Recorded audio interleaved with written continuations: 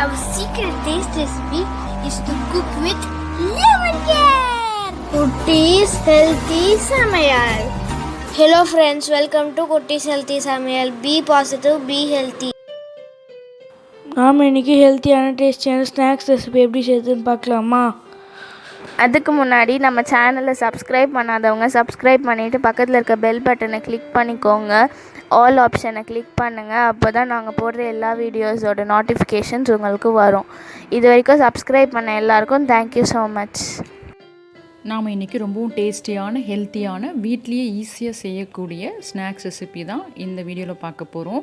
இதில் பார்த்திங்கன்னா நான் 3 வெரைட்டி ஷேர் பண்ணியிருக்கேன். கண்டிப்பாக நம்ம வீட்டில் செஞ்சு கொடுக்கும்போது நமக்கும் ஒரு சந்தோஷம் இருக்கும், பிள்ளைங்க சாப்பிடும்போது ஹெல்த்தியானதாகவும் இருக்கும். ரொம்ப சிம்பிளாக செய்யக்கூடிய ஸ்நாக்ஸ் ரெசிபி தான். வீடியோ ஸ்கிப் பண்ணாமல் பாருங்கள், அப்போ தான் உங்களுக்கும் யூஸ்ஃபுல்லாக இருக்கும், எங்களுக்கும் அது சப்போர்ட்டிவாக இருக்கும்.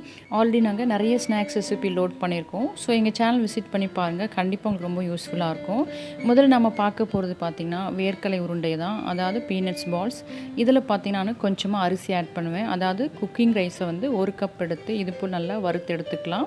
இந்த அளவுக்கு கலர் சேஞ்ச் ஆகி வர அளவுக்கு அதை நம்ம எடுத்து ஆற வச்சுக்கலாம். ஆற வச்ச பிறகு அதை இப்போ ஒரு மிக்ஸி ஜாரில் ஆட் பண்ணி நல்லா பவுட்ரு பண்ணிக்கலாம். அதை குறைன்னு அரைச்சி எடுத்துக்கலாம். ரொம்பவும் பெரிய பெரிய சைஸாக இல்லை, கொஞ்சமாக நைஸாக நம்ம குறைன்னு அரைச்சி எடுத்துக்கலாம். இப்போ இதை பவுட்ரு பண்ணியாச்சு. இப்போ நம்ம மெஷர் பண்ணிக்கலாம். இதுக்காக நான் ஆல்ரெடி வறுத்து வச்சுருக்க வேர்க்கடலை 2 கப் அளவுக்கு எடுத்திருக்கேன். நாங்கள் எப்பவுமே வேர்க்கடலை வாங்கின உடனே வறுத்து ஸ்டோர் பண்ணுறேன். இது போல் வேர்க்கடலையே நம்ம வறுத்து ஸ்டோர் பண்ணிட்டோம்னா இது போல் ஸ்வீட் ரெசிபியோட சட்னி அரைக்கிறதுக்கோ சட்னி யூஸ் பண்ணுறதுக்கு நமக்கு ஈஸியாக இருக்கும். இதுக்காக அரைச்சி வச்சுருக்க அரிசி பவுடர் 1/2 கப் எடுத்துக்கிறேன். 2 கப் வேர்க்கடலைக்கு 1/2 கப் கரெக்டாக இருக்கும். இதுக்காக நம்ம ஒரு வெல்லம் சிரப் ரெடி பண்ணிக்கலாம். அதுக்காக 1.5 கப் அளவுக்கு நான் வெல்லம் எடுத்திருக்கேன். நீங்கள் ஈக்குவலாக 2 கப் கூட எடுத்துக்கலாம், ஆனால் இந்த ஸ்வீட்னஸே கரெக்டாக இருக்கும். இதோட 1/2 கப் தண்ணி ஆட் பண்ணி நல்லா நம்ம காய்ச்சி வடிகட்டிக்கலாம். வெல்லத்தில் இருக்க தூசிலாம் நம்ம ரிமூவ் பண்ணுறதுக்காக ஸ்ட்ரெயின் பண்ணிக்கலாம். இந்த சிரப் வடிகட்டின பிறகு இதே கடாயிலே நம்ம திரும்பவும் காய்ச்சிக்கலாம். அதுக்காக நம்ம வடிகட்டின உடனே அந்த கடாயை அப்படியே யூஸ் பண்ணாமல் அது நம்ம தண்ணியில் அலசி எடுத்துக்கணும். ஏன்னா ஆல்ரெடி நம்ம வெல்லம் காய்ச்சின அழுக்கெல்லாம் அதில் இருக்கும். ஸோ இப்போ அதையும் அலசியாச்சு. அந்த சிரப்பை திரும்ப நம்ம கடாயில் ஆட் பண்ணி நல்லா கொதிக்க வச்சுக்கலாம். இந்த மாதிரி செய்யறதுக்காக இது போல் திக்கான கடாய் யூஸ் பண்ணோம்னா குக் பண்ணுறதுக்கு ஈஸியாக இருக்கும். இப்போ பாருங்கள், நம்மளோட வெல்லம் சிரப் நல்லா கொதித்து பொங்கி வருது. இந்த ஸ்டேஜில் நாம் பாகு செக் பண்ணிக்கலாம். கொஞ்சமாக ஒரு பிளேட்டில் தண்ணி எடுத்துகிட்டு அதில் நம்ம வெல்லம் சிரப்பை விடும்போது நம்ம கையில் எடுக்கும்போது பார்த்திங்கன்னா பால்ஸ் போல் உருட்டை வரும். அப்படி உருட்டை வந்தால் நீங்கள் எடுத்து வச்சுருக்க வேர்க்கடலையும் நம்ம அரைச்சி வச்சுருக்க அரிசி பவுடரை ஆட் பண்ணி நல்லா மிக்ஸ் பண்ணி விட்டுக்கலாம். இதெல்லாம் ஆட் பண்ணும்போதே நமக்கு நல்லா கட்டியாகிடும். இப்போ நம்ம இதை ஒரு பிளேட்டில் ட்ரான்ஸ்ஃபர் பண்ணிக்கலாம். ட்ரான்ஸ்ஃபர் பண்ண பிறகு அது மேலேயும் கொஞ்சமாக நம்ம அரிசி பவுடர் தூவி விட்டுக்கலாம். அதே கரண்டியை வச்சு நல்லா நம்ம லெவல் பண்ணிவிட்டு அது மேலே வந்து அரிசி பவுடர் தூவி விட்டுக்கலாம். இது உங்களுக்கு விருப்பமான ஷேப்பில் ஸ்கொயர் ஷேப்லேயும் கட் பண்ணிக்கலாம், இல்லை நீங்கள் உருண்டைகளாக கூட பிடிச்சி எடுத்துக்கலாம். நான் கொஞ்சமாக அரிசி பவுடர் தூவி விட்டு கொஞ்சமாக ஆற விட்டுக்கிறேன். கை பொறுக்கிற சூட்டில் நாம் கொஞ்சம் கொஞ்சமாக எடுத்து தேவையான சைஸ்க்கு உருண்டைகள் பிடிச்சிக்கலாம். அவ்வளோதான், நம்மளோட பீனட்ஸ் பால் சூப்பராக ரெடி ஆகிடுச்சு. இந்த பீனட்ஸ் பால்ஸ் ரொம்ப கடக்கடனும் இல்லாமல் ரொம்ப சாஃப்டாக இல்லாமல் நமக்கு சாப்பிட்றதுக்கு மீடியமாக இருக்கும். சின்ன பிள்ளைங்களும் விரும்பி சாப்பிடுவாங்க, டேஸ்டியாகவும் இருக்கும். அப்படி இல்லை எங்களுக்கு கடைகளில் கிடைக்கிற மாதிரி நல்லா கடக்கடன் வேணும் அப்படின்னு நினச்சிங்கன்னா நான் எடுத்த அந்த பாகு ஸ்டேஜ்லேயே அடுத்த ஸ்டேஜ் வந்து உங்களுக்கு கடக்கடன் கிடைக்கும். அதை 1 நிமிஷம் நீங்கள் அப்படியே வெள்ளை சிரப்பை ஸ்டவ்வில் வச்சிங்கன்னா கொஞ்சம் திக்காகிடும். அதை நீங்கள் தண்ணியில் விட்டு பார்க்கும்போது நமக்கு பால்ஸாக உருட்டை வரும். அந்த உருண்டையை வந்து நீங்கள் ஏதாவது ஒரு பிளேட்டில் போட்டு பார்த்தீங்கன்னா சவுண்டு வரும். அந்த மாதிரி ஸ்டேஜில் நீங்கள் பீனட்ஸையும் இந்த ரைஸ் பவுடரை ஆட் பண்ணி நீங்கள் பால்ஸாக பிடிக்கும்போது அது கடக்கடன் கிடைக்கும். அது போல் நீங்கள் செஞ்சு எடுத்துக்கலாம். கண்டிப்பாக ட்ரை பண்ணி பாருங்கள், இது ரொம்ப டேஸ்டியான ரெசிபி.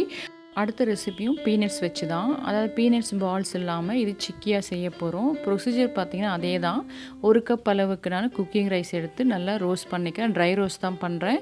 இந்த அரிசி ஆற வச்சு ஒரு மிக்ஸி ஜாரில் ஆட் பண்ணி நல்லா பவுடர் பண்ணி எடுத்துக்கலாம். அதாவது நைஸாக குறைன்னு அரைச்சி எடுத்துக்கிறோம்.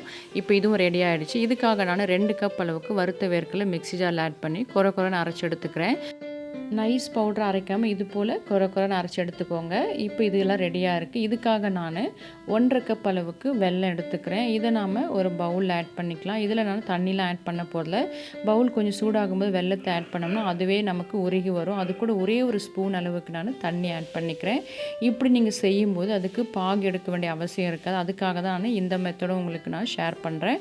இப்போ பாருங்கள், அதுவே அப்படியே கரைஞ்சி வருது. ஜஸ்ட்டு ஒரே ஒரு ஸ்பூன் தான் நான் தண்ணி ஆட் பண்ணியிருக்கேன். இப்போ அதில் அதிலே நல்லா கரைஞ்சி வந்துருச்சு. நீங்கள் அடிகனமான பாத்திரம் வச்சுருந்தீங்கன்னா நீங்கள் தண்ணி கூட ஆட் பண்ண வேணாம், வெல்லம் அப்படியே உருகி வந்துடும். உங்களோட வெல்லம் க்ளீனாக இருக்குன்னா நீங்கள் அப்படியே அரைச்சி வச்ச பவுடரை ஆட் பண்ணி மிக்ஸ் பண்ணி எடுத்துக்கலாம்.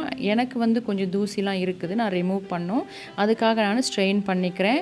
இப்போ இதுக்காக ஒரு கடாய் வச்சு அதிலேயே நான் ஸ்ட்ரெயின் பண்ணிக்கிறேன். பாருங்கள் எவ்வளோ குறைவாக வந்திருக்க அளவு, ஏன்னா தண்ணி ஆட் பண்ணவே இல்லை, வெறும் வெல்லம் தான் நம்ம உருக்கி எடுத்திருக்கோம்.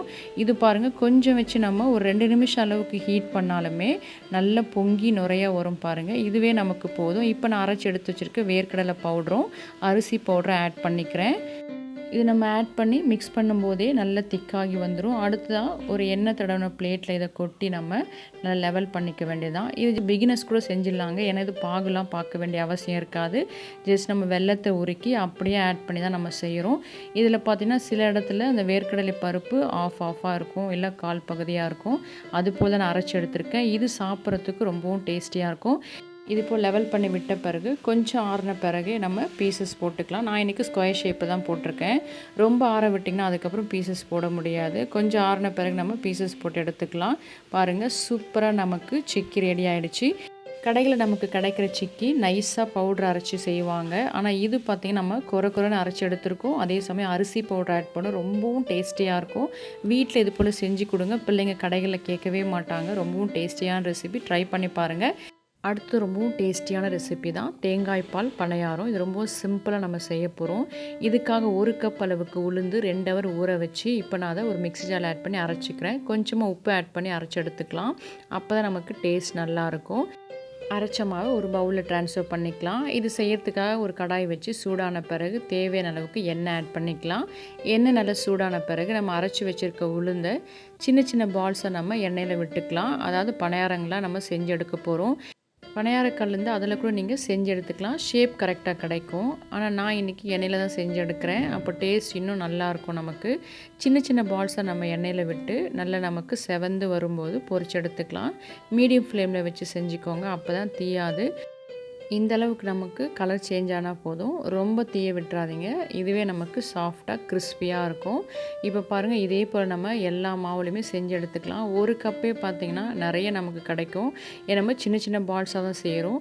இப்போ எல்லாத்தையுமே பொரிச்சு எடுத்தாச்சு. இப்போ இதுக்காக நாம் தேங்காய் பால் ரெடி பண்ணிக்கலாம். இதுக்காக ஒரு முழு தேங்காய் எடுத்து அதை மிக்சியில் ஆட் பண்ணி அது கூடவே 1/2 கப் அளவுக்கு ப்ரௌன் சுகரும் கொஞ்சமாக 1/2 ஸ்பூன் அளவுக்கு ஏலக்காய் பவுடர் ஆட் பண்ணியிருக்கேன். ஏலக்காயாக இருந்தால் நீங்கள் 2 ஏலக்காய் முழுசாக ஆட் பண்ணிக்கோங்க. அதை சேர்த்து நான் அரைச்சி தான் இப்போ பாலை வடிகட்டிக்கிறேன். ஸோ இது போல் நீங்களும் செஞ்சுக்கலாம். இது டீ வடிகட்டுறதுல நீங்கள் வடிகட்டினீங்கன்னா ரொம்ப பால் மட்டும் தான் நமக்கு வரும், தேங்காய் கொஞ்சம் கூட இருக்காது. பட் இது போல் ஜூஸ் இருந்ததுன்னா அதில் நீங்கள் வடிகட்டிக்க, கொஞ்சம் தேங்காயோட தேங்காய் பால் இருந்தால் தான் நமக்கு டேஸ்ட் இருக்கும்.